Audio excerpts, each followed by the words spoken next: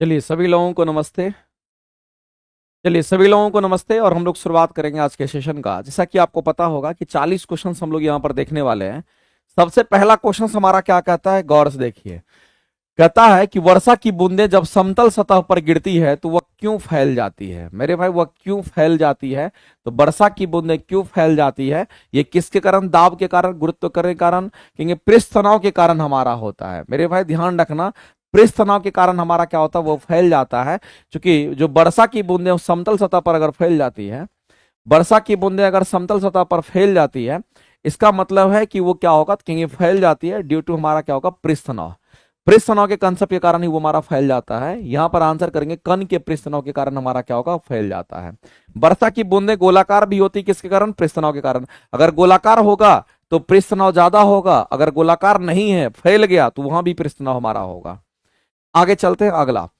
एक मेरे भाई साइंटिस्ट थे जिनका नाम था मिल्कन, और मिल्कन ने तेल बूंद प्रयोग किया था, और तेल की बूंद पर एक ऐसा बल आरोपित किया जाता है जिसकी प्रकृति ने उनमें से श्रेणी में नहीं आता है। कौन सा मेरे भाई? तेल की बूंद में हमारा बल नहीं दिखेगा, तो हम कहेंगे तेल की बूंद में मेरे भाई यहां पर इलेक्ट्रोमैग्नेटिक वेव नहीं होता है। इलेक्ट्रोमैग्नेटिक वेव हमारा कहां आता है? जब किसी भी वायर में इलेक्ट्रिसिटी प्रदान करते हैं, करंट भेजते हैं, तो उसके चारों तरफ चुंबकीय क्षेत्र बनता है, उसको हम लोग इलेक्ट्रोमैग्नेटिक वेव कहते हैं। तो ये तो हमारा तेल की बूंद है, इसमें ये चीज हमारा नहीं होगा। जब नहीं होगा तो यही आंसर करेंगे। हाँ, यहां पर हो सकता है मेरे भाई, यहां पर हमारा होगा इलेक्ट्रोस्टैटिक चार्ज की वजह से होगा, और हमारा यहां ग्रेविटेशन वाले में भी हमारा होता है। तो तेल बूंद का प्रयोग किया और तेल की बूंदों में एक ऐसा बल आरोपित किया, चूंकि मेरे भाई आप जानते हैं कि तेल की बूंद रहे कि दुनिया में किसी भी चीज की बूंद रहे, ग्रेविटी तो उस पर लगेगी, गुरुत्वाकर्षण बल तो लगेगा, और दूसरी बात है मेरे भाई, उस पर इलेक्ट्रोस्टैटिक फोर्स भी उन्होंने देखा था, चार्ज भी देखा था। लेकिन ये हमारा नहीं होगा, इलेक्ट्रोमैग्नेटिक फोर्स हमारा नहीं होगा। ये दोनों के दोनों फोर्स एग्जिस्ट करते हैं, ये नहीं करेंगे आंसर्स। निम्नलिखित में से कौन सा तत्व प्रकाश उत्सर्जक डायोड संरचना के लिए उपयुक्त नहीं होता है? मेरे भाई आपको ध्यान रखना है, यहां पर प्रकाश उत्सर्जक डायोड की बात करते हैं, लाइट इमिटिंग डायोड के बारे में बोला गया है। इसी का अगर हिंदी में अगर नाम देखेंगे, इंग्लिश में नाम देखेंगे, तो इसी को हम लोग कहते हैं लाइट इमिटिंग डायोड कहते हैं, ध्यान रखेंगे। यही हमारा क्या कहेंगे, यहां पर लाइट इमिटिंग डायोड है, जैसा कि हम लोग को दिख रहा है।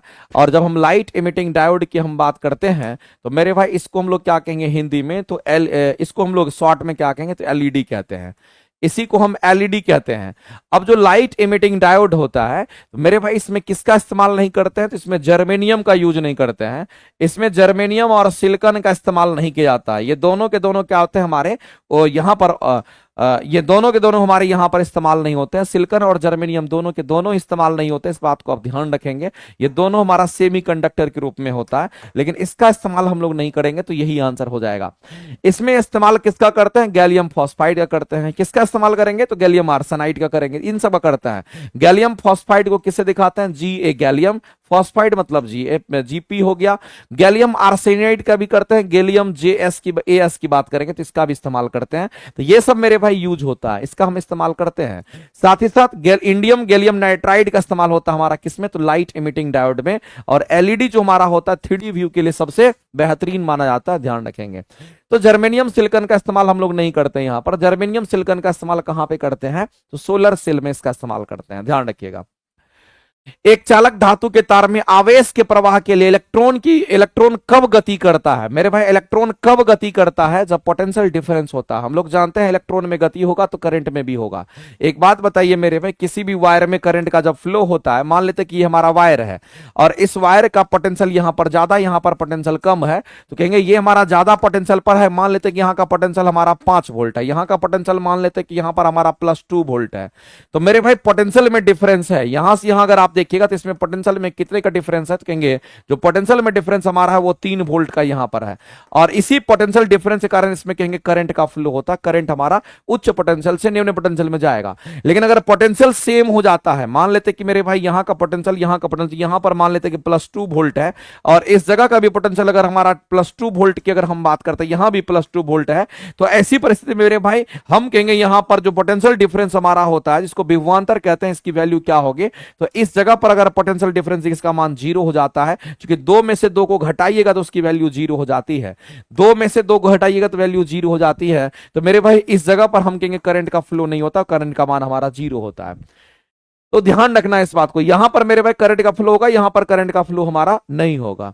तो एक चालक धातु के तार में आवेश के प्रवाह के लिए मेरे भाई क्या जरूरी है, कहेंगे हमारा पोटेंशियल डिफरेंस का होना जरूरी होगा। ये लाइन आपको ध्यान रखना है। क्या जरूरी होगा, एक चालक धातु के तार में आवेश के प्रवाह के लिए इलेक्ट्रॉन कब गति करता है, तो आप सीधा सीधा मेरे भाई कहेंगे यहां पर विभवांतर के कारण करता है, ड्यू टू पोटेंशियल डिफरेंस। याद रखना ये किसके कारण, तो ड्यू टू मेरे भाई पोटेंशियल डिफरेंस यानी कि विभवांतर के कारण ऐसा होता है। इस बात को किसी भी सूरत में आप ध्यान रखेंगे, विभवांतर के कारण कह सकते हैं यहां पर।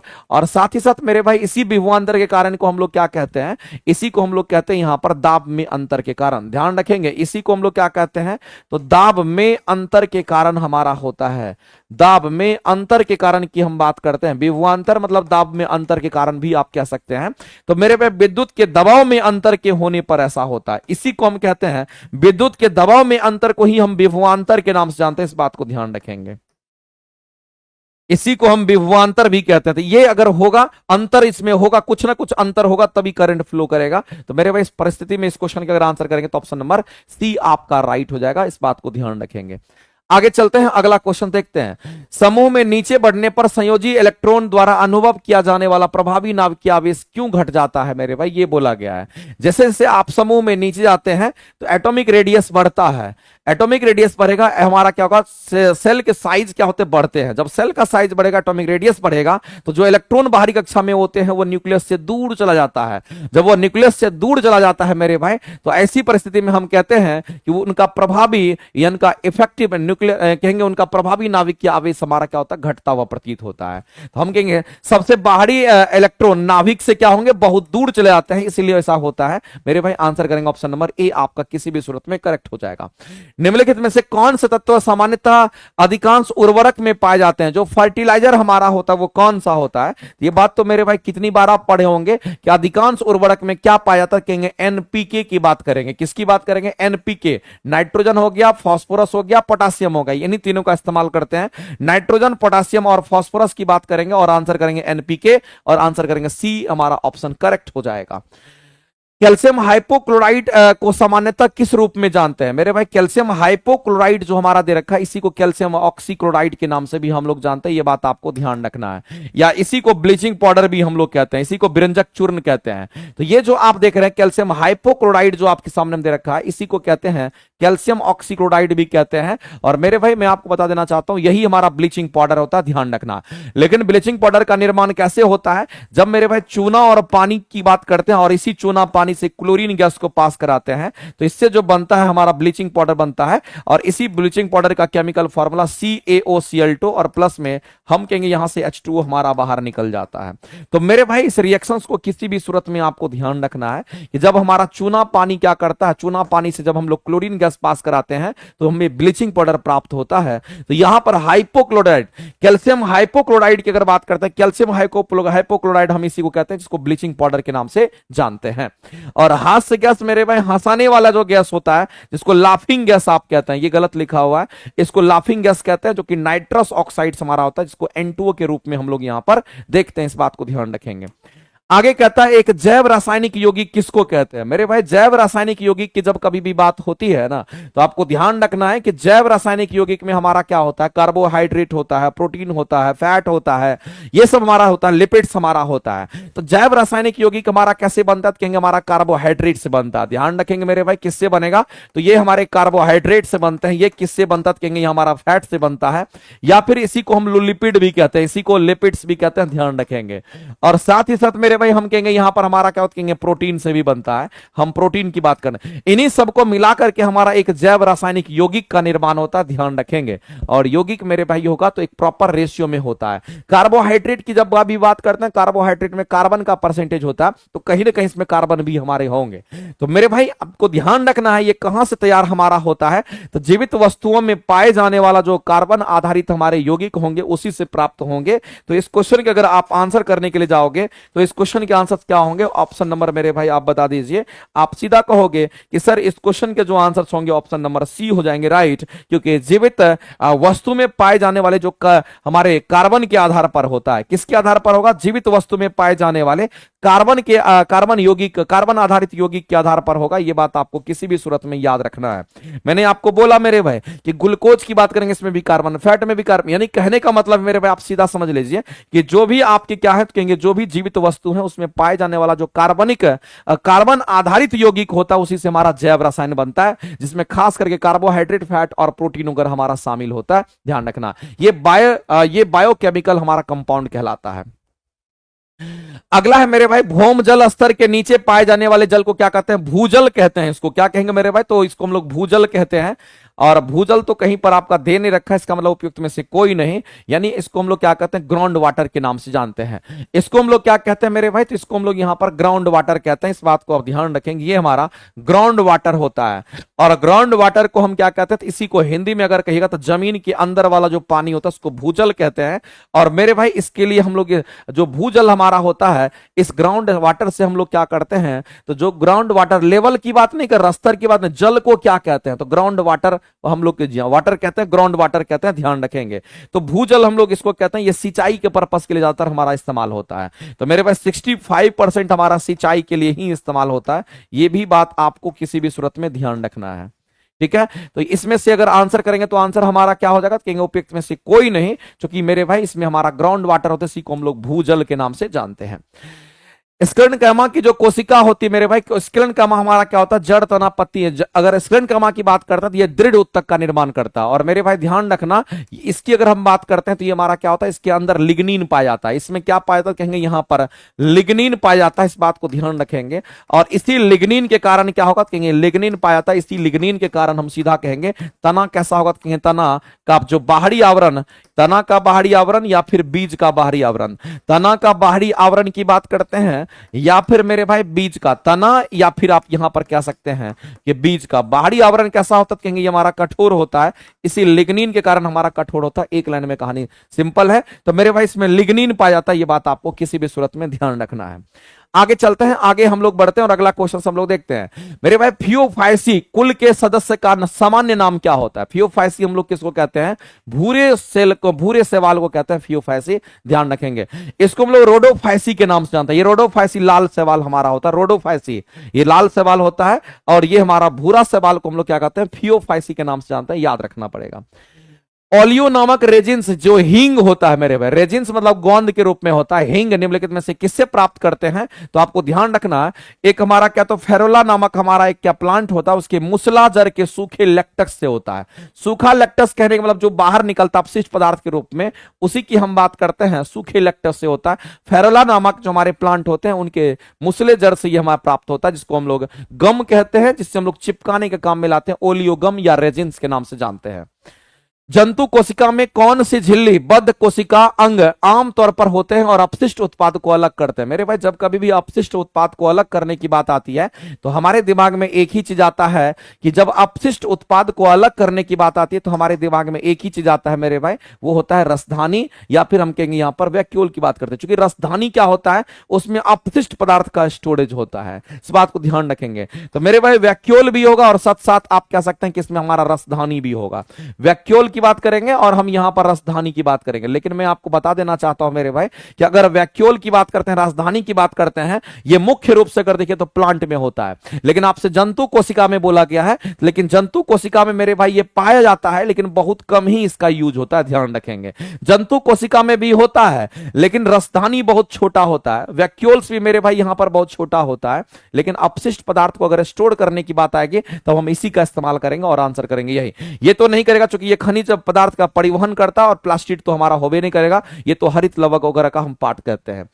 निम्नलिखित में से कौन सा कुपोषण का एक गंभीर रूप होता है? मेरे भाई आप जानते हैं कि जो बच्चे होते हैं उस बच्चे को क्या होता है, शिशु को क्या होता है, कुपोषण हो जाता है। और कुपोषण प्रोटीन की कमी से होता है, इसको क्वार्सी-योरकर नामक बीमारी के नाम से जानते हैं। तो क्वार्सी-योरकर जो होता है ये प्रोटीन की कमी से होता है और ये शिशु में होता है, बच्चे में होता है। ये बात आपको ध्यान रखना है। आगे चलते हैं, अगला दे रखा है कि टैंक कंक्रीट, फाइबर ग्लास या प्लास्टिक से बना हुआ जो भूमिगत कक्ष होता है।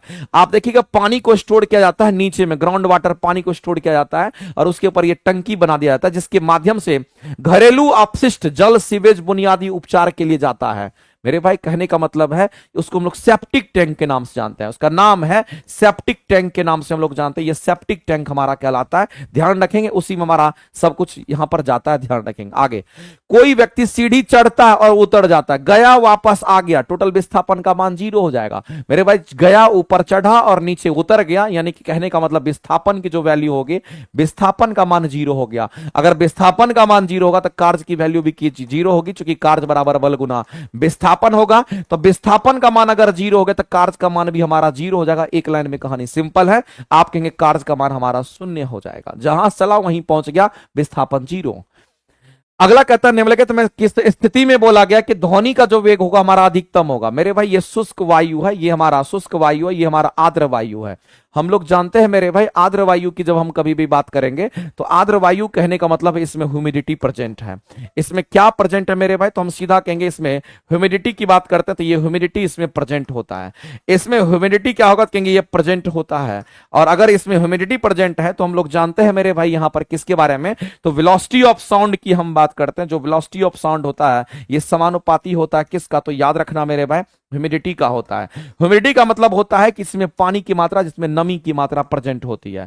यानी ह्यूमिडिटी अगर ज्यादा होगा तो साउंड हमारा तेज गति से चलता है। इसलिए हम कहते हैं आर्द्र वायु, शुष्क वायु तो हम लोग नहीं यूज करेंगे। अगर आर्द्र दे रहता है इसको हम हटा देंगे, शुष्क वायु की हम बात करेंगे, सॉरी शुष्क वायु को हम हटा देंगे, आर्द्र वायु की बात करेंगे। जो इसमें ह्यूमिडिटी होगा तो कहेंगे जितना ज्यादा ह्यूमिडिटी होगा उतना ही हमारा वेलोसिटी ऑफ साउंड क्या होगा, ज्यादा होगा। तो शुष्क की तुलना में आर्द्र के साथ जाएंगे और आर्द्र हमारा करेक्ट आंसर हो जाएगा। यदि किसी वस्तु को पृथ्वी से चंद्रमा पर लेकर के जाना है, पृथ्वी से चंद्रमा पर लेकर जाना, बताओ उसके द्रव्यमान पर कोई परिवर्तन नहीं होगा। क्योंकि हम लोग जानते हैं मेरे भाई आप किसी भी वस्तु को चंद्रमा, आकाश, पाताल, हवा, पानी कहीं भी लेके जाइए उसके द्रव्यमान में कभी भी कोई अंतर नहीं आता। आप सीधा कहेंगे कि द्रव्यमान उसका अपरिवर्तित रहेगा। लेकिन अगर पृथ्वी से आप चंद्रमा पर लेकर के जाएंगे तो जी का मान घटेगा, तो हम कहेंगे भार का मान घट जाता है। आगे बात करते हैं जब पानी में नमक मिलाया जाता है। मेरे भाई जब पानी में नमक मिलाते हैं तो उसका क्वथनांक क्या होता है। एक बात बताइए, जब आप खाना पकाते हैं तो आप क्या करते हैं, पानी में नमक मिलाते हैं। पानी में नमक मिलाने से पानी का बॉइलिंग पॉइंट बढ़ जाता है, जिससे खाना आसानी से पक जाता है। तो कहेंगे उसका क्वथनांक तो मेरे भाई बढ़ेगा। अगर क्वथनांक बढ़ेगा तो गलनांक हमारा क्या होगा, कहेंगे घटेगा। इस परिस्थिति में इस क्वेश्चन के जो आंसर करेंगे ऑप्शन नंबर हमारा यहां पर ए जो होगा ये करेक्ट हो जाएगा। अगला क्वेश्चन मेरे भाई दे रखा है कि कार्बन डाइऑक्साइड्स की हम बात करते हैं, इसका हाइब्रिडेशंस आपको लिखना है। तो कार्बन डाइऑक्साइड्स का जो हाइब्रिडेशंस हमारा होगा वो क्या होगा ये आपको बताना है। तो मेरे भाई कार्बन डाइऑक्साइड्स का जो हाइब्रिडेशंस होगा बताना है। तो एक बात बताइए, कार्बन हमारा यह है, इससे 2 ऑक्सीजन को जोड़ना है, 2 ऑक्सीजन को आप लटका दीजिए इसमें।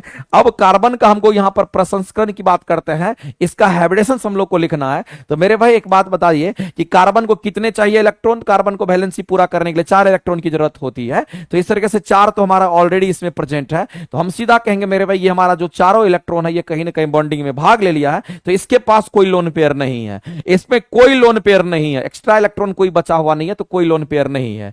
लेकिन मेरे भाई ये जो हमारा डबल बॉन्ड होता है, याद रखना अगर सिंगल बॉन्ड है तो इसमें 1 सिग्मा होता है, कहीं पर अगर डबल बॉन्ड है तो इसमें 1 सिग्मा और 1 पाई बॉन्ड होता है, और अगर कहीं पर मेरे भाई ट्रिपल बॉन्ड अगर हमारा होता है तो इसमें 1 सिग्मा और 2 पाई बॉन्ड हमारे होते हैं, याद रखना है आपको। तो यहां पर आपका डबल बॉन्ड है, इसका मतलब 1 सिग्मा भी है और 1 पाई बॉन्ड भी है, 1 सिग्मा भी है और 1 पाई बॉन्ड भी है। और मेरे भाई इस बात को आप ध्यान रखना कि जब कभी भी हम हाइब्रिडाइजेशन हम लोग लिखते हैं तो इस हाइब्रिडाइजेशन के लिए मेरे भाई आपको ध्यान रखना है कि हमको ध्यान रखना पड़ता है नंबर ऑफ सिंगल बॉन्ड की बात करते हैं, नंबर ऑफ सिग्मा बॉन्ड यहां पर काउंट होते हैं। यहां पर नंबर ऑफ सिग्मा बॉन्ड की हम बात करते हैं तो नंबर ऑफ सिग्मा बॉन्ड के साथ साथ हमारा क्या काउंट होता है, कहेंगे यहां पर लोन पेयर हमारा काउंट होता है, ये इसका फॉर्मूला होता है। लेकिन इसमें आप देखेंगे तो केवल सिग्मा बॉन्ड, आपका पाई बॉन्ड काउंट नहीं होता है रिलेशंस में, तो पाई बॉन्ड की बात ही नहीं करेंगे। नंबर ऑफ सिग्मा बॉन्ड कितने हैं तो कहेंगे 2 है, तो मेरे भाई नंबर ऑफ सिग्मा बॉन्ड 2 हो गया। लोन पेयर की वैल्यू क्या कहेंगे 0 है, उसको कंसीडर नहीं करेंगे।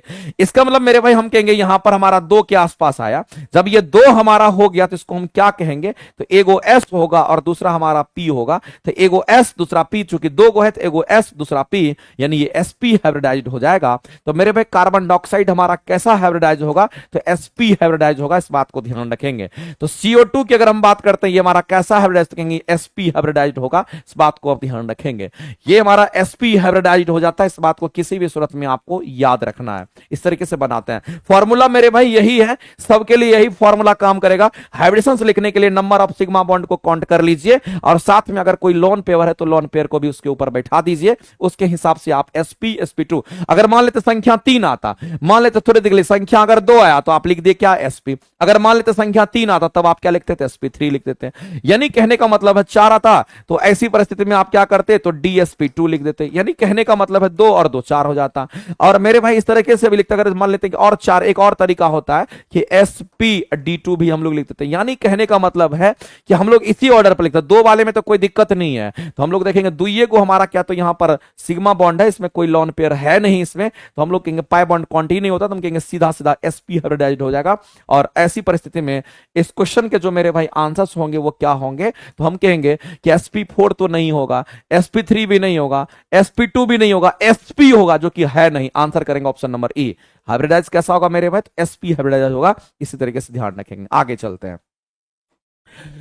आगे ये टेस्ट आपका अवेलेबल है, जिसका डिस्कशन आपको अभी मिल रहा है। उस टेस्ट की अगर बात करते हैं, ये टेस्ट मेरे भाई आपको प्लेटफॉर्म बाय नवीन कुमार सिंह एप्लीकेशन पर अवेलेबल है, और ये टेस्ट आप दे सकते हैं। और साथ ही साथ इसका डिस्कशन आपको डेली नाइट बेसिस पर अभी आपको मिल जाएगा 9 बजे रात में।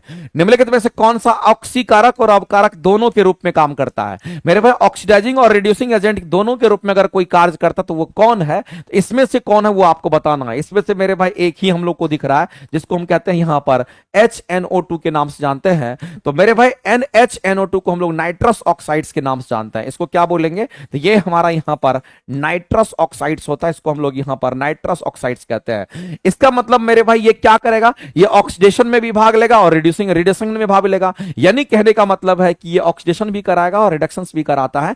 ऐसे मेरे भाई और भी एग्जांपल्स हमारे होते हैं, जैसे हम हाइड्रोजन परऑक्साइड की बात करते हैं, H2O2 की बात कर लीजिए। अगर मेरे भाई इसकी बात करते हैं, इसको हम लोग क्या पढ़ेंगे, तो इसका नाम है हाइड्रोजन, ध्यान रखेंगे, इसका नाम है हाइड्रोजन परऑक्साइड। और ये मैक्सिमम एग्जाम में ऐसे क्वेश्चंस पूछे जाते हैं। तो हाइड्रोजन परऑक्साइड्स की अगर हम बात करते हैं, तो मेरे भाई ऑक्सीडाइजिंग एजेंट के साथ साथ ये रिड्यूसिंग एजेंट भी है।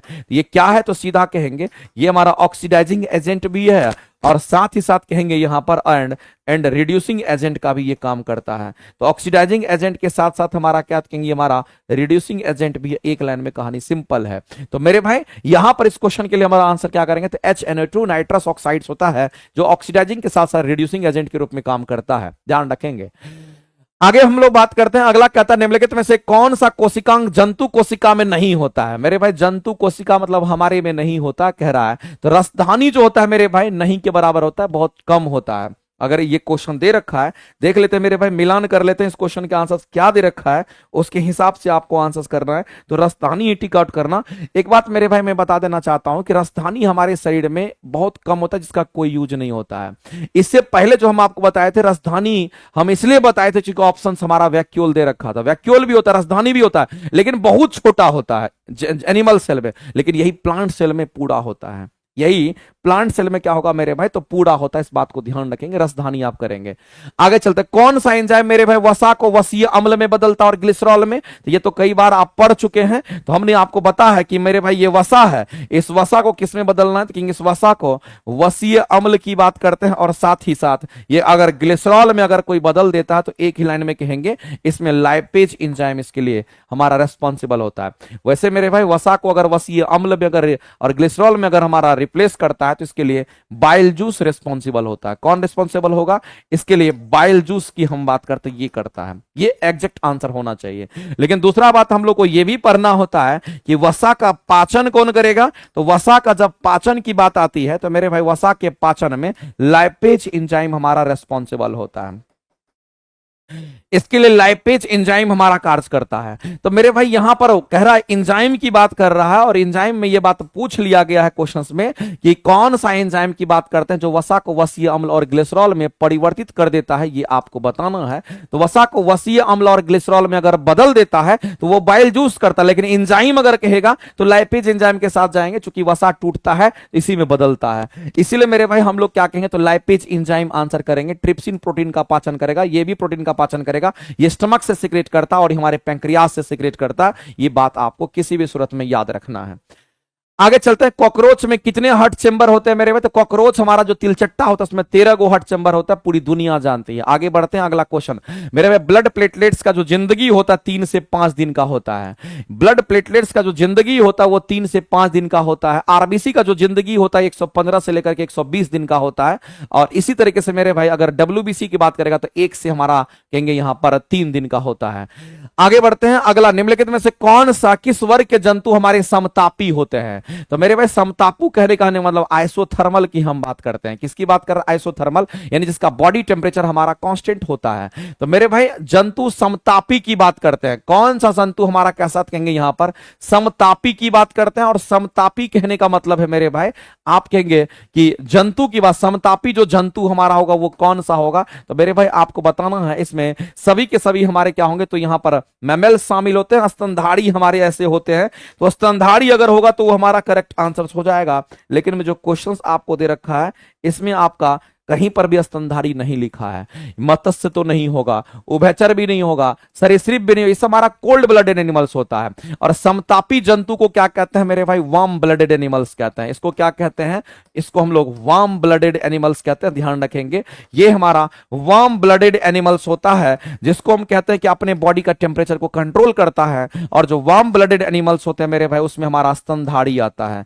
इसमें कौन आएगा? तो कहेंगे यहां पर स्तनधारी, जिसको हम लोग यहां पर मैमल्स के नाम जानते हैं। ये मैमल्स होता है, ध्यान रखेंगे। अपने बॉडी टेम्परेचर को किसी भी सूरत में, चाहे ठंडी रहे, गर्मी रहे, बरसात रहे, उसका बॉडी टेम्परेचर सूरत मेरे भाई किसी भी सूरत में कांस्टेंट रहता है। जैसे हमारा बॉडी टेम्परेचर कांस्टेंट रहता है, चाहे ठंडी रहे, गर्मी रहे, बरसात रहे, कुछ भी रहे, फर्क नहीं पड़ेगा। 37 डिग्री सेल्सियस ऑलवेज रहेगा। और दूसरा मेरे भाई याद रखना कि पक्षी वर्ग भी इसमें शामिल होता है।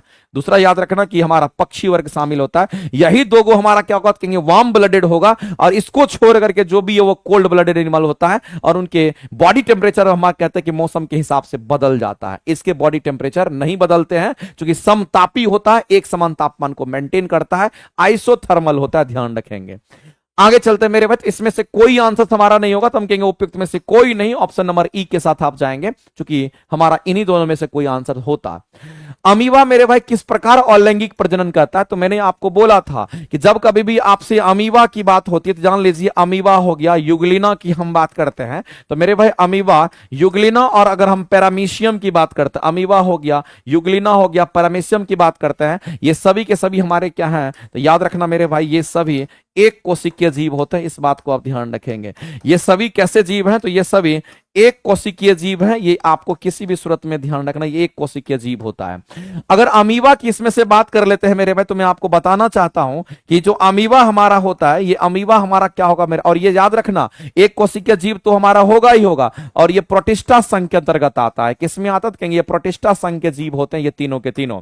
अमीबा की बात करते हैं मेरे भाई, इसकी आकृति अनिश्चित होती है। आकृति कैसी होगी? तो इसकी आकृति, इसका आकार बदलते रहता है। आकृति कैसी होगी? कि यहां पर आकृति मेरे भाई अनिश्चित होती है, इसकी आकृति अनिश्चित होती है, इसकी आकृति बदलती रहती है। और अगर इसमें जनन होता है, अगर इसमें प्रजनन की अगर हम बात करते हैं तो याद रखना मेरे भाई, प्रजनन हमारा बाइनरी विखंडन से होता है, जिसको हम कहते हैं यहां पर क्या? तो द्विविखंडन हम कहते हैं। इसका प्रजनन कैसे होगा? तो इसको हम लोग बाइनरी विखंडन कहते हैं। और इसी को हिंदी में अगर बोलेंगे तो इसी को हम यहां पर द्विविखंडन के नाम से हम लोग जानते हैं। ये हमारा द्विविखंडन हमारा होता है। इसमें होगा क्या? तो एक अमीबा ये है, और यही अमीबा क्या होगा? तो बीच से पतला होकर के इस तरह से हमारा टूट जाता है। यानी मेरे भाई साइड से मोटा होगा और बीच से कैसा होगा? तो कहेंगे पतला होता, और यहीं से ये ब्रेक कर जाता है। तो मेरे भाई इसके बाद यही होगा, एक अमीबा दो अमीबा में अलग हो जाता है, बाइनरी विखंडन दो पार्ट्स में बढ़ जाते हैं। इसका मतलब है इसमें कैसा प्रजनन होता है? तो इस अमीबा में बाइनरी विखंडन द्विविखंडन होता है। इस बात को ध्यान रखेंगे। तो मेरे भाई आप यहां पर आंसर क्या कर सकते हो? कायिक प्रजनन, कायिक जनन तो नहीं होगा, वेजिटेटिव प्रोक्रेशन नहीं, मुकुलन भी नहीं होगा, तो विखंडन होगा। लेकिन कैसा विखंडन होगा? तो याद रखिएगा बाइनरी विखंडन, उसको द्विविखंडन कहते हैं। तो मेरे भाई इसको आप यहां पर लिख लीजिएगा। इसको हम लोग क्या कहते हैं? तो यहां पर हम बाइनरी, हम कहेंगे यहां पर बाइनरी विखंडन की बात करते हैं। बाइनरी फिशन हमारा होता है। विखंडन का मतलब मेरे भाई फिशन होता है, ध्यान रखेंगे। ये बाइनरी विखंडन हमारा दो भाग में बंटता है अमीबा। निम्नलिखित में से कौन सा एक कोशिकीय जीव नहीं है? मेरे भाई पैरामीशियम एक कोशिकीय जीव, अब जस्ट लिखे थे। अमीबा, युग्लिना, पैरामीशियम ये सब एक कोशिकीय जीव है। तो मेरे भाई हमारा पैरामीशियम जो एक कोशिकीय जीव यहां पर है। कवक मेरे भाई एक कोशिकीय और बहुकोशिकीय दोनों होता है। ये हमारा एक कोशिकीय भी है, ये हमारा एक कोशिकीय भी होता है। ये कैसा होगा मेरे बच्चे, कहेंगे यहां पर एक कोशिकीय भी होता है और साथ ही साथ ये हमारा यहां पर बहुकोशिकीय भी जीव होता है। ये बात आपको ध्यान रखना है। अगर हम बात करते हैं कवक का, फंगस का, तो एक कोशिकीय और बहुकोशिकीय दोनों होता है। क्लेडोमोनास की अगर हम बात करते हैं मेरे भाई, तो ये एक कोशिकीय होता है। ये कैसा होगा, तो कहेंगे ऐसी परिस्थिति में सीधा कहेंगे ये हमारा एक कोशिकीय होता है। ये एक ही कोशिका का बना होता है, एक कोशिकीय जीव होता है क्लेडोमोनास भी। तो ये भी एक कोशिकीय जीव हमारा है। लेकिन कवक हमारा क्या, तो एक कोशिक के साथ बहुकोशिकीय है। इसमें बोला कि कौन सा एक कोशिकीय जीव हमारा नहीं होता है, ये बोला गया है मेरे भाई। तो बताइए इसमें से कौन सा आंसर हम लोग यहां पर करेक्ट करेंगे।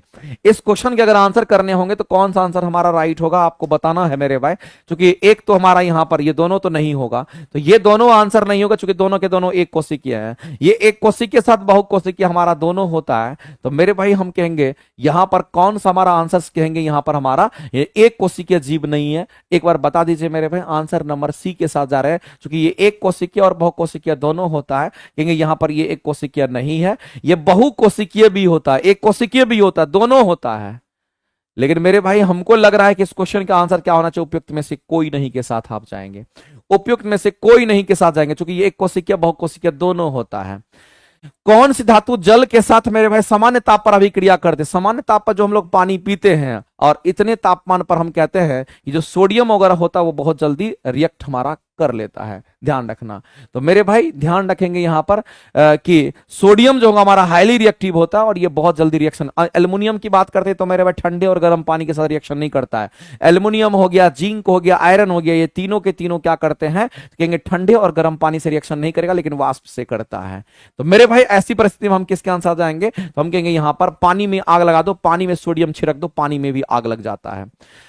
अगला है सस्ते आभूषण बनाने, सस्ते आभूषण बनाने में उपयोग होने वाला जो रोल्ड गोल्ड होता है मेरे भाई, रोल्ड गोल्ड में सोना का फीलिंग आता है और चूंकि इसमें इलेक्ट्रोप्लेटिंग की जाती है, इस पर क्या की जाती है मेरे भाई, तो इसमें इलेक्ट्रोप्लेटिंग की जाती है। और इलेक्ट्रोप्लेटिंग हमारा क्या सिंग में कहते हैं, सोना का पानी चढ़ाना। इसे में सोना का पानी चढ़ाना मेरे भाई, धीरे सीधा कहेंगे सोना का पानी चढ़ाना ही हमारा इलेक्ट्रोप्लेटिंग कहलाता है। इस बात को ध्यान रखेंगे। तो मेरे भाई इलेक्ट्रोप्लेटिंग, सोना का पानी चढ़ाना, जो रोल गोल होता है वो किसका बना होता है, ये आपसे पूछा गया है। कहेंगे ये किसका, तो कहेंगे कॉपर और मिक्स होता हमारा एल्युमिनियम का बना होता है, जिसको देख करके लगेगा कि सोना का फीलिंग आ रहा है, लेकिन सोना होता नहीं है, केवल उस पर सोना का पानी चढ़ा होता है। आगे चलते हैं। अगला कहता है कि निम्नलिखित में से फिनॉल तथा फॉर्मल्डिहाइड का बहुलक कौन है, तो बेकेलाइट होगा, क्योंकि हम सभी लोग जानते हैं मेरे भाई bakelite is the polymer of, ध्यान रखना हम किसकी बात कर रहे हैं, तो हम यहां पर बेकेलाइट की बात करते हैं। और Bakelite is the polymer phenol formaldehyde. Bakelite is the polymer of क्या होगा, तो कहेंगे यहां पर ये पॉलीमर ऑफ हमारा क्या होगा, तो कहेंगे फिनॉल फॉर्मल्डिहाइड की हम बात करते हैं। तो ये फिनॉल फॉर्मल्डिहाइड का पॉलीमर होता है, ये बात किसी भी सूरत में आपको ध्यान रखना है। तो मेरे भाई जो बेकेलाइट है ये किसके पॉलीमर होंगे, तो फिनॉल फॉर्मल्डिहाइड का पॉलीमर होगा, इसलिए डायरेक्ट आप आंसर यहां पर कर सकते थे। ठीक है, ध्यान रखना। अगला क्वेश्चन है मेरे भाई, 1 बिलियन में हाइड्रोजन आयन का जो कंसंट्रेशन है, यानी H+ आयन का जो कंसंट्रेशन हमारा है, उसकी वैल्यू कितनी है, 1 × 10⁻⁷ है। और हमको बिलियन का पीएच मान निकालना है। तो पीएच वैल्यू कैलकुलेट करने के लिए नेगेटिव लॉग के साथ हमारा क्या होगा, तो H+ का कंसंट्रेशन ये फॉर्मूला होता है, और इसी फॉर्मूला पे बैठा दीजिए। नेगेटिव लॉग तो आपका होगा, लॉग का बेस हमेशा 10 होता है, और H+ की वैल्यू कितनी है, तो कहेंगे 10⁻⁷ ही सिर्फ लिख दीजिए। अब जो पावर में होगा वो गुना होगा, तो माइनस इधर तो माइनस माइनस प्लस कर देगा, और हम कहेंगे 7 लॉग हमारा 10 होगा। और लॉग का बेस कितना, तो 10 होता है। लॉग 10 बेस 10 इसकी वैल्यू 1 होती है, याद रखना। तो +7 × 1 यानी कहने वाला हमारा +7 होगा। तो जो पीएच मान निकल करके आया वो हमारा 7 होगा। और ऐसी परिस्थिति में हम कहते हैं कि जो पीएच मान हमारा क्या होगा, तो यहां पर 7 होगा, और ऑप्शन नंबर सी जो होगा ये किसी भी सूरत में हमारा करेक्ट हो जाना चाहिए। आगे चलते हैं। अगला है मेरे भाई, सिल्वर नाइट्रेट के विलयन में कॉपर को धातु अगर डालते हैं तो क्या होगा। एक बात बताइए मेरे भाई, एकदम सिंपल सा बात है कि हम कॉपर की बात करते हैं, कॉपर को किस में डालना है, तो सिल्वर नाइट्रेट जो हमारा होता है इसमें डालना है।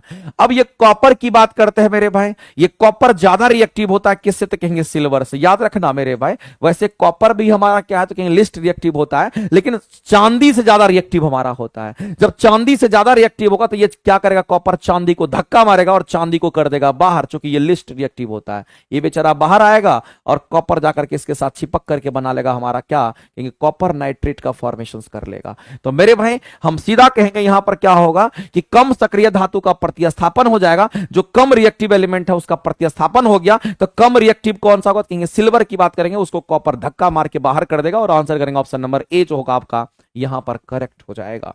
ए ऑप्शंस आपके राइट हो जाएंगे ऐसी परिस्थिति में।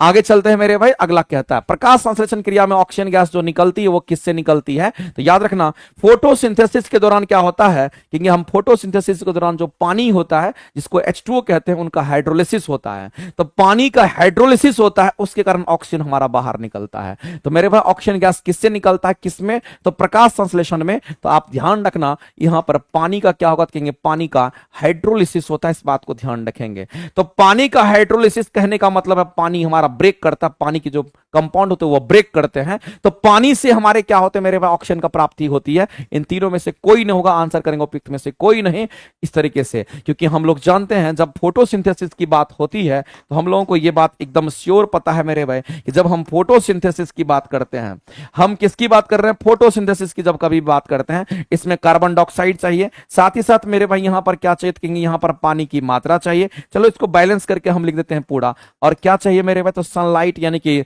सूरज के प्रकाश के प्रेजेंस में C6H12O6 का निर्माण करता है, साथ ही साथ यहां पर ऑक्सीजन गैस हमारा बाहर निकलता है, और साथ ही साथ मेरे भाई कुछ पानी की मात्रा जल वाष्पित हो जाती है, H2O की हम बात करते हैं। तो ये जो हमारा H2O की बात करते हैं इन्हीं के हाइड्रोलिसिस से हमें प्राप्त होता है, इनके हाइड्रोलिसिस से हमें ये प्राप्त होता है, इस बात को ध्यान रखेंगे। इसलिए पानी के हाइड्रोलिसिस से हम कहेंगे ऑक्सीजन गैस निकलती है, और सीधा सीधा इस क्वेश्चन के अगर आंसर करेंगे तो ऑप्शन नंबर हमारा क्या होगा, कहेंगे यहां पर ई ऑप्शंस के साथ हम लोग जाएंगे। अगला कहता है कार्बन मोनोऑक्साइड की क्लोरीन के साथ अभिक्रिया कराना, तो कार्बोनिल क्लोराइड हमारा बनता है। मेरे भाई यहां पर बोला गया कार्बन मोनोऑक्साइड का रिएक्शन हम किसके साथ करा देंगे, तो कार्बन मोनोऑक्साइड और क्लोरीन के साथ रिएक्शन करा देते हैं, तो इससे हमें COCl2 का निर्माण होता है। किसका, तो COCl2 बन जाता है। तो इसमें एक ही उत्पाद यही बनता है, दोनों मिल गया एक ही उत्पाद बन गया। दो carbon oxygen Cl2, carbon oxygen Cl2, इसका मतलब है मेरे भाई इसी को हम क्या कहते हैं, कार्बोनिल क्लोराइड के नाम से हम लोग जानते हैं। ये हमारा क्या कहेंगे यहां पर, इसको हम कहेंगे कार्बोनिल क्लोराइड हम लोग कहते हैं, ध्यान रखेंगे। ये हमारा क्या कहेंगे यहां पर कार्बोनिल क्लोराइड की हम बात करते हैं, और यही कार्बोनिल क्लोराइड हमारा एक ही जब रिएक्शंस में एक ही उत्पाद बनता है, तो आप ही बता दीजिए एक ही उत्पाद जब रिएक्शंस में हमारा बनता है, तो आप ध्यान रखना मेरे भाई इसको कौन सा रिएक्शन कहते हैं, तो इसको हम लोग यहां पर सीधा कहेंगे ये हमारा संयोजन अभिक्रिया कहलाता है। इसको सीधा कहेंगे ये कौन सा अभिक्रिया होगा, तो कहेंगे सीधा सीधा ये हमारा संयोजन अभिक्रिया हो जाएगा, जिसमें एक ही उत्पाद प्राप्त होता है उसको संयोजन अभिक्रिया कहते हैं। जैसे कार्बन है, ऑक्सीजन के साथ ये जला, कार्बन डाइऑक्साइड गैस फॉर्म किया, एक ही उत्पाद बना, तो ये भी संयोजन अभिक्रिया हो जाएगा। तो मेरे भाई आपको ध्यान रखना इस तरीके से जब भी क्वेश्चन पूछेगा, जब एक ही उत्पाद बनेगा तो आप सीधा कहेंगे कि वो हमारा क्या होगा, तो संयोजन अभिक्रिया कहलाता है, ध्यान रखेंगे। आगे बढ़ते हैं, अगला क्वेश्चन हम लोग देखते हैं। कहता है मेरे भाई कि निम्नलिखित में से कौन सा भाग ग्रसनी में उपस्थित होता है, खत्म हो जाएगा 5 मिनट है। ठीक, निम्न में से कौन सा भाग ग्रसनी में उपस्थित होता है, कहां की बात करते हैं मेरे भाई, ग्रसनी की बात करते हैं, फेरिंग्स में उपस्थित होता है। एक बात बताइए मेरे भाई, फेरिंग्स में हमारा क्या होता है, ये कहां से मम्प्स कहां से आ गया, ये तो गलत लिखा हुआ है, ऐसे लगता है कहां कहां से ये क्वेश्चन ये दे दिया है, इसका कोई यूज नहीं है मेरे भाई। यहां पर कहता है देखो नासा ग्रसनी कहने वाला नाक का जो हमारा होता है, ये नासा ग्रसनी नाक का जो होल होता है उसको हम लोग कहते थे, ये तो हमारा नहीं होगा। मुख ग्रसनी भी हमारा नहीं होगा, जो मुख का हमारा होता है वो भी नहीं होगा, क्योंकि मेरे भाई ग्रसनी की अगर बात कही गई है, ये ग्रसनी हमारा कहां पे होता है, तो हमारे ये जो ट्रैकिया होता है इसका जस्ट ऊपर का भाग होता है, जहां पर श्वास नली और भोजन की नली अलग होती है, वहीं पर हमारा ग्रसनी होता है, उसी को हम लोग कहते हैं। तो वो फेरिंग्स के पास हमारा होता है, तो इसमें से हम कहेंगे कोई नहीं होगा मेरे भाई, यहां पर हम कहेंगे उपयुक्त में से कोई नहीं। फुसफुस धमनी से अशुद्ध रुधिर चला जाता है। मेरे भाई हम लोग जानते हैं ये हमारा क्या होता है, कहेंगे यहां पर लंग्स होता है, और इसी लंग्स में हम लोग जानते हैं कि ये वाला जो पाइप हमारा होता है इसको क्या कहते हैं, इसको पल्मोनरी वेन्स के नाम से हम लोग जानते हैं। और इस पल्मोनरी वेन से क्या जाता है कि कार्बन डाइऑक्साइड रक्त जाता है और लंग्स में जाएगा, और लंग्स क्या करेगा, तो इसको अशुद्ध रक्त को शुद्ध रक्त में परिवर्तित कर देता है, और यहां से O2 बाहर निकल करके आता है, और इसको हम पल्मोनरी क्या कहते हैं, पल्मोनरी वेन्स नहीं, इसको हम लोग यहां पर पल्मोनरी आर्टरी के नाम से जानते हैं। याद रखिएगा। तो मेरे भाई इसको फुसफुस धमनी कहते हैं, याद रखना है। इसको क्या कहते हैं, तो ये हमारा फुसफुस, यहां पर फुसफुस धमनी की बात होती है। और ये क्या है, तो कहेंगे इसको हम लोग फुसफुस सिरा के नाम से हम लोग जानते हैं। ये यहां पर क्या कहेंगे, इसको हम लोग फुसफुस सिरा के नाम से जानते हैं। ये बात आपको ध्यान रखना है। तो लंग्स क्या करता है, कहेंगे लंग्स का काम है मेरे भाई अशुद्ध रक्त को शुद्ध रक्त में परिवर्तित कर देना, यानी कि कार्बन डाइऑक्साइड को ऑक्सीजन में परिवर्तित कर देना। तो फुसफुस धमनी से अशुद्ध रक्त कहां जाता है, तो फुसफुस धमनी से मेरे भाई कहां जाता है, कहेंगे फेफड़ा में जाता है, लंग्स में जाता है, शुद्ध होने के लिए जाता है, इससे इसमें जाता है। फुसफुस धमनी बोला है क्या, फुसफुस धमनी से अशुद्ध रुधिर चला जाता है। ये तो मेरे भाई कुछ लगता है कि गलत लिखा हुआ है क्या, वेन अशुद्ध रक्त का प्रवाह करता है, वेन जो अशुद्ध रक्त का प्रवाह करता है, और ये हमारा क्या होगा, अच्छा अच्छा उल्टा लिखा गया मेरे भाई, ये उल्टा लिखा गया। पल्मोनरी वेन यहां होगा, पल्मोनरी आर्टरी यहां होगा, सॉरी। यहां पर इसको बोलते हैं हम लोग क्या, तो पल्मोनरी आर्टरी कहते हैं, ध्यान रखेंगे। इसको पल्मोनरी आर्टरी के नाम से जानते हैं, और इसको हम क्या कहें, तो यहां पर पल्मोनरी वेन्स के नाम से हम लोग जानते हैं। और इसको हम क्या कहेंगे, तो यहां पर मेरे भाई ध्यान रखना कि इसको हम लोग क्या कहेंगे, तो फुसफुस सिरा के नाम से इसको हम लोग जानते हैं। और इसको क्या कहेंगे, तो फुसफुस हम लोग यहां पर धमनी के नाम से जानते हैं। ये बात आपको ध्यान रखना है। तो ये फुसफुस धमनी, ये फुसफुस सिरा होता है। तो फुसफुस धमनी से लंग्स में जाता है मेरे भाई, कहेंगे शुद्ध रक्त होने के लिए जाता है। लंग्स आंसर करेक्ट करेंगे। आगे चलते हैं, किस दर्पण की फोकस दूरी एफ वक्र, मेरे भाई ये तो बच्चा को पता होगा। कोई भी दर्पण अगर हमारा है, मान लेते ये अवतल दर्पण, चाहे दर्पण कोई भी फर्क नहीं पड़ता है, इसका अपना एक पोल होगा। अगर यहां पोल है तो इधर सेंटर होगा, सेंटर और पोल के बीच में मुख्य फोकस होगा। और हम कहते हैं मेरे भाई कि यहां से लेकर के यहां तक की दूरी को क्या कहते हैं, तो इसको हम त्रिज्या कहते हैं, इसको आर कह देते हैं। और फोकस दूरी यहां से लेकर के यहां से यहां तक की दूरी को आप ऐसे भी कह सकते हैं। चलिए ऐसे समझ में नहीं आ रहा, आप ऐसे समझ लीजिए मेरे भाई। अगर हम इसको ऐसा कहें कि यहां से लेकर के यहां तक की जो दूरी होती है इसको फोकस दूरी कहते हैं। कोई भी दूरी पोल से मापते हैं। और यहां से लेकर के यहां तक की दूरी को क्या कहते हैं, तो ये हमारे त्रिज्या होता है। तो ये त्रिज्या, ये फोकस दूरी, और ये जितना होगा उतना ही मेरे भाई त्रिज्या जो यहां से लेकर के यहां तक है वो 2f के बराबर होता है। यानी r जो मेरे भाई ये 2f के बराबर होगा, तो f बराबर हमारा r/2 होगा। इसलिए फोकस दूरी हमारा रेडियस का आधा होता है। तो f बराबर r/2 होगा, तो f बराबर r/2 आंसर करेंगे बी।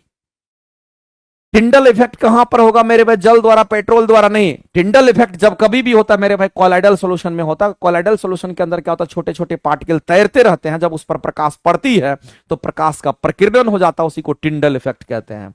कोलाइडल सॉल्यूशन में होता है। ओम के नियम के अनुसार विभवांतर और धारा के बीच में ग्राफ कैसा होगा, तो मेरे भाई विभवांतर और धारा के बीच में ग्राफ पूछ रहा है आपसे। आपसे क्या पूछ लिया यहां पर, आपसे विभवांतर तथा धारा के बीच में ग्राफ पूछा। विभवांतर तथा मेरे भाई धारा के बीच आपसे क्या पूछा, इनके बीच में आपसे ग्राफ पूछा गया है। तो विभवांतर और धारा के बीच में ग्राफ आपसे पूछा गया है। तो मेरे भाई इसको हम लोग कहते हैं वोल्टेज और करंट के बीच में हमारा क्या कहेंगे, वोल्टेज करंट के बीच में हमारा ग्राफ है। इस बात को आप ध्यान रखेंगे। तो वोल्टेज एक तरफ वोल्टेज, दूसरी तरफ करंट, मेरे भाई ये वोल्टेज भी, इधर हमारा करंट क्या होगा, कहेंगे आई। तो वोल्टेज और करंट के बीच में ग्राफ होता है। तो हम लोग जानते हैं ओम का नियम क्या कहता है, चूंकि ओम का नाम ले लिया है तो मेरे भाई इस बात को ध्यान रखेंगे कि जो ओम का नियम कहता है कि सीधा कहेंगे ओम का नियम हमारा क्या होगा, तो कहेंगे कांस्टेंट टेम्परेचर पर हमारा क्या होता है, डिफाइंड होता है। ओम का नियम एट कांस्टेंट टेम्परेचर पर हमारा डिफाइंड होता है। ये कांस्टेंट टेम्परेचर पर डिफाइंड होता है। साथ ही साथ जो वोल्टेज होता है वो समानुपाती करंट का होता है। तो मेरे भाई एक तरफ वोल्टेज है, एक तरफ करंट है, दोनों समानुपाती का रिलेशन कहेंगे, यहां पर सीधा सीधा बीचों बीच जाएगा। क्योंकि समानुपाती अगर होता है तो इनके सीधी रेखा में ग्राफ होता है। तो ये जो ग्राफ हमारा होगा मेरे भाई, ये ग्राफ का नेचर कैसा होगा, क्योंकि ग्राफ हमारा सीधी रेखा में होगा। और ऐसी परिस्थिति में हम लोग आंसर क्या करेंगे, तो सीधी रेखा यानी कि सरल रेखा हो जाएगा। करेक्ट आंसर करेंगे ऑप्शन नंबर ए जो होगा आपका राइट हो जाएगा।